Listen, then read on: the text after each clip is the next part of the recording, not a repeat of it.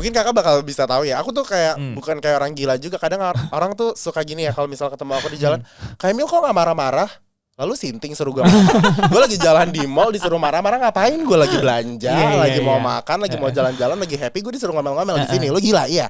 Gitu jadi kayak. Nah, akhirnya gue jadi ngomel nih. Iya gitu akhirnya gue jadi ngomel kan. Ngapain lu suruh gue ngomel-ngomel? Jadi ngomel beneran. Masa gue jalan sambil ngoceh-ngoceh? Apa gue nggak dikira ayan gitu? Dikira gila, iya kan? Masa jalan sambil atau enggak kayak jalan terus abis itu dipikir aku jutek kan? Kayak Mil kok pas jalan jutek banget? Apa iya? Gue harus keliling jalan sambil. Putri Indonesia kan. Indonesia kan. Itu kan bukan. Itu jalan dengan muka gue yang kayak gini. Kebetulan gue dilahirkan dengan muka yang tok begini resting bitch face-nya. Jadi ya udah gitu. Aku nggak berniat jutek. Tapi ya masa gue jalan harus sambil nyengir. Iya. Nggak kering tuh gigi. Kan suka bikin capek nih orang. Netijreng ya. Netijreng. Kesel gitu. I love you. I still love you guys. Kalian kasih aku uang. Terus nah dari dunia perkontenan, ya kan? Dunia perkontenan emang Emil tuh sengaja atau enggak sih menciptakan karakter Emil yang ngegas gitu? Sebenarnya kalau menciptakan karakter ngegas tuh enggak juga, karena aku kan mama aku tuh Papua, ayah aku Dutch. Nah orang Timur itu kan emang bicara nadanya selalu oktav ya, nada tinggi. Ariana Grande. Iya betul kan, Mariah Carey bukan Ariana Grande. Mariah. Iya benar. Jadi kayak teman-teman aku aja tuh kalau misalnya datang ke rumah aku pada mikir, Mil ayah lu tuh lagi ngomel nggak sih? Kok ngomongnya kayak ngomel? Enggak, itu lagi ngobrol biasa, itu lagi bercanda malah. Tapi kayak orang-orang selalu mikir ngomongnya kayak marah. Padahal enggak, emang nadanya aja orang-orang Timur itu selalu terdengar kayak lagi emosi. Padahal enggak. Nah jadi aku udah terbiasa dengan itu juga di rumah. Akhirnya mungkin suka ngegas karena emang kebetulan aku sebenarnya emang beneran punya darah tinggi loh. Gitu. Keturunan dari ayah aku. Jadi aku bukan tim-tim yang kalau tidur lama puyeng, enggak. Aku bukan tim darah rendah, aku tim darah tinggi. Jadi tim-tim nggak bisa makan kambing kebanyakan. Sate kambing tuh baik. Gitu. Nanti darah tinggi naik, emosi, kesel di jalanan macet, tonjok gitu. Langsung dikontenin lagi naik ya, lagi. Dikontenin lagi naik lagi, duit viral lagi. Kasus lagi, bukan duit, saya kasus. Tangkap lagi, kantor polisi lagi, capek gue. Pernah. Seriusan? Iya, anak muda ini pernah sering udah capek. Aku sampai ya. Kalau kemarin ini yang terakhir ini kasusnya itu sampai bahaya banget sih, sampai ngancem bunuh adik aku dan segala macam. Iya, keterlaluan. Adik aku masih kelas 3 SD dan ini kasus yang emang pembahasannya mungkin agak sensitif tentang agama gitu. Jadi waktu itu tuh aku kalau orang mau jahat sama aku kayak gimana pun, lo mau ngehujat gue sampai ngata-ngatain gue segimana buruknya, katain aja. I don't give a fuck. I don't give a single fuck gitu. Kayak sumpah gue nggak peduli banget, lo mau maki-maki depan gue juga gue kayak oke, gitu-gitu aja, nggak peduli. Tapi kalau ini udah menyangkut pautkan dengan keluarga, aku nggak bisa diam gitu. Apalagi ini udah mengancam sampai ke nyawa adik aku. Sampai adik aku tuh aku suruh libur sekolah sampai 2 minggu waktu itu. Terus mereka juga tahu alamat keluarga aku, ngancam gitu-gitu sampai keluarga aku bilang kayak ya udah jangan pada keluar dulu karena ini urusannya sama ya kayak ormas-ormas gitu kan. Kayak gitu, jadi jangan keluar dulu dan jangan segala macam. Nah aku kalau lagi panik kalau lagi ada masalah kayak gini tuh yang panik biasanya teman-teman aku kayak Gilang gitu-gitu tuh mereka yang kayak panik, Mil nggak apa-apa nggak sih, kayak sumpah jujur gue lagi makan gitu. Gilang kayak Mil are you okay, are you bla bla bla. Gue lagi makan nih, lagi happy, lagi sambil nonton dan segala macam gitu, lagi chill. Jadi mereka yang selalu concern kayak gitu-gitu, pernah ya kasus-kasus lah. Banyak lah ya, ada aja orang yang nggak suka, orang yang benci gitu-gitu. Orang iseng. Ya orang-orang iseng gitu, kayak ya udah wajar lah, I sign up for it gitu. Kalau emang aku pengen kerja di dunia entertain ya diikuti juga dengan manusia-manusia seperti itu kan. Gitu. Privacy kita terambil, semua yang kita lakuin bisa jadi kontroversi gitu-gitu. Terus kalau dari sekian banyak kan kita selalu ngelihat Emil tuh sangatlah aktif sekali ya kan. Nge-gym iya, terus script sheet iya. Edukasi iya. Baca buku iya. Sok sibuk iya. Dengan segala kesok sibukan itu ya kan. Konten juga banyak banget. Klien juga banyak. Brand-brand juga banyak. Ya kan? Gimana itu bikin kontennya? Kan konten gak cuma di satu platform doang kan, banyak banget Emil.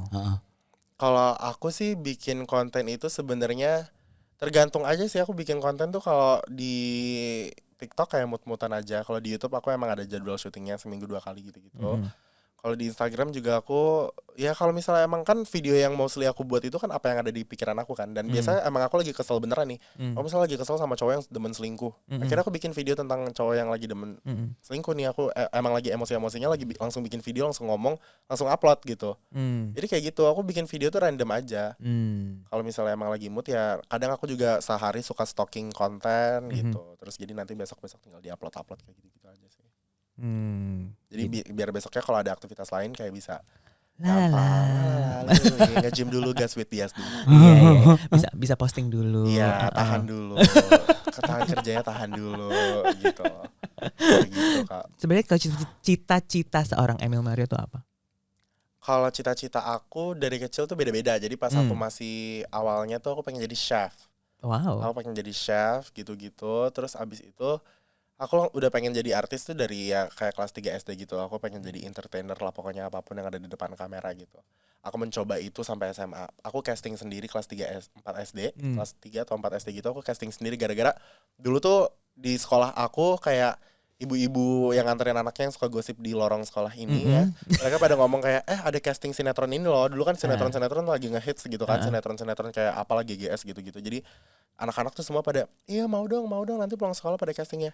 Mama sama papa aku kebetulan emang dua-duanya sama-sama kerja, jadi pada nggak bisa nganterin casting. Jadi tapi aku pengen banget, jadi aku casting sendiri. Aku naik ojek kalau pada SD. Terus habis itu ya udah aku di ruang casting dengan begitu banyak orang. Aku yang kayak nanya ke tante-tante di sebelah kayak, tante ini kalau misalnya mau casting tuh nanti ngomongnya kayak gimana sih, kayak gitu. Kayak aku malu gitu kayak ini kalau ngomongnya kayak gimana sih. Terus iya nanti kamu jelasin aja nama, terus kayak umur kamu sama pengalaman terakhir. Kalau nggak punya pengalaman gimana tante?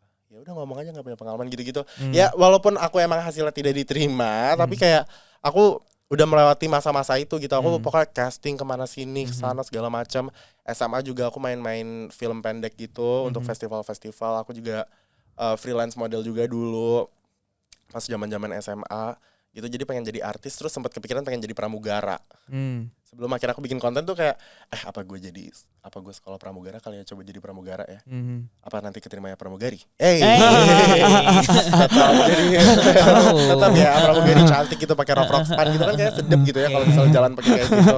Yang rambutnya udah on gitu. Iya, cepola tinggi gitu kan. Pengen gitu kayak aduh pramugari kayak seru deh. Tapi ternyata takdir menakdirkan aku untuk menjadi pramugara. Bukan pramugara tapi jadi content creator gitu. Tapi ya enggak apa-apa, puji Tuhan, easy money easy life. Benar. Dan starting bikin konten itu mungkin kayak sebulan 2 bulan sebelum pandemi sih sebenarnya. Nggak pas pandemi banget gitu. Mulai bikin kontennya tuh kayak gitu. Aku bikin konten, video pertama aku yang ada di YouTube itu video aku joget di gereja. Di toilet gereja. Karena itu aku habis randomly aku Katolik sebelumnya. Terus aku randomly ke Gua Maria dan aku berdoa kayak ya Tuhan, semoga aku bisa jadi orang sukses yang bisa ngebantuin keluarga aku dan orang sekitar aku. Semoga aku yakin masalah bakal ada terus, tapi semoga Tuhan selalu bimbing aku dalam setiap jalannya. Aku selalu berdoa aja kayak gitu. Terus habis itu iseng bikin video di toilet. Habis itu besokannya bikin video lagi. Puji Tuhan naik gitu. Mulai naik pelan-pelan. Aku tuh bikinnya awalnya tuh yang kayak meme gitu loh. Jadi yang kayak cuma pakai sound, terus habis itu teksnya aku tunjuk-tunjuk gitu. Akhirnya di-repost lah di Instagram sama akun-akun shitpost yang kayak dagelan gitu-gitu kan. Akhirnya mulai nambah lagi, bikin lagi konten. Itu sebelumnya aku nggak pernah ngomong dalam video aku. Aku nggak pernah yang kayak ngomel-ngomel dan segala macam. Jadi di video aku tuh cuma pakai sound yang udah ada dari TikTok, cuma tunjuk-tunjuk aja gitu. Nah akhirnya aku mulai ngomong. Gitu. Akhirnya naik lagi, pelan-pelan sampai sekarang. Wow, inspiring. Jadi untuk teman-teman yang baru memulai konten bisa dicontoh ya di toilet. Ya, mulailah dari toilet. Kalau Gilang kan mulailah dari loncat. Iya, Gilang mulailah dari lompat-lompat ya. Iya sih, Gilang itu dari lompat-lompat dulu. Gilang tuh by the way dulu nggak suka sama aku loh. Oh gitu. Ya gitu kita nggak ada temenan kayak gini nih, nggak bisa sedekat ini karena dulu emang Gilang tuh udah follow unfollow. Apa sih nih orang pengen jadi teman gue banget. Nah aku tuh kayak gitu, aku tuh kalau misalnya orang belum ketemu aku nggak bakal follow back, ngapain? Kalau misalnya nggak kenal dan nggak ada hubungan relasi nggak usah followan gitu kayak. Yaudah kalau lu mau nonton gue nonton aja gitu. Nah aku udah sering merhatiin notif ini orang kenapa sih follow. Nanti gak gue follow back, di unfollow lagi.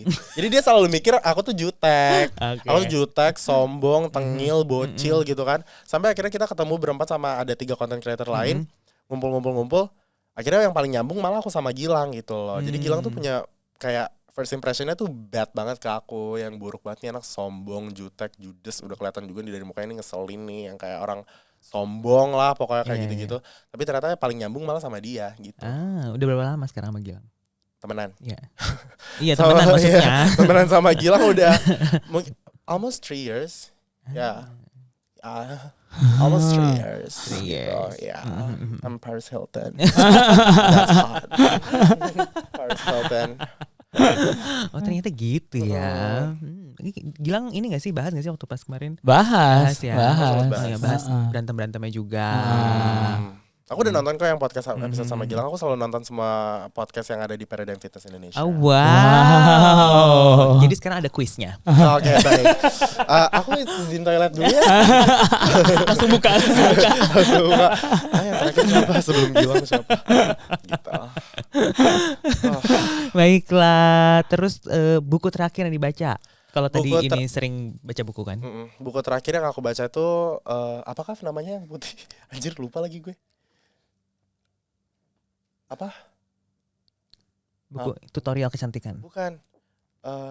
Cara ngeblend ya? bukan. Buku terakhir itu pokoknya ada di foto gue gak sih? Good Life, Good Vibes. Terakhir yang aku baca itu. Good Life, Good Vibes. Good Life, Good Vibes. Itu juga self help gitu yang kayak mengajarkan tentang kayak bagaimana afirmasi, positive affirmations, terus juga kayak apa namanya? Ya pokoknya step-step untuk hidup yang lebih tenang lagi gitulah. Kenapa sih kamu tertarik untuk kayak punya bacaan gitu tentang self help itu? Menurut aku itu ngebantu sih, itu salah satu bentuk endorfin aku. Kayak bentuk endorfin aku tuh kayak kebahagiaan simple morning routine itu yang bisa bikin nanti sepanjang hari itu jadi good mood. Kayak misalnya aku bangun pagi, aku sebelum nge-gym, aku selalu ke Arabica, beli kopi yang overpriced. Habis itu aku sambil baca buku. Dan ngerasa kayak aku main karakter peran utama. Oke, itu cuma di bayangan aja, tapi sumpah itu ngebantu gue buat ngerasa kayak lebih I'm that girl gitu. Gue cewek-cewek yang peduli sama diri sendiri dan I feel good about it gitu, kayak ngerasa enak aja gitu, kayak baca buku, kayak dapat satu ilmu baru yang kayak lo tuh harus lebih kayak gini kalau misalnya mengalami kayak gini, kalau misalnya lo lagi ngelewatin kayak gitu tuh lo harus lebih chill. Jadi kayak sekarang lebih santai aja sih. Karena umur 20, 25 itu kan lagi fase-fase orang mungkin yang kayak banyak cobaan-cobaan rintangan sana sini ketampar plak-plak gitu kan. Kesana kesini gitu kan. Jadi kayak ya buku-buku kayak gini tuh membantu banget untuk kita lebih kayak tahu arahnya harus kemana gitu. Buku-buku self help. Ada banyak kok di Periplus, Gramedia segala macam.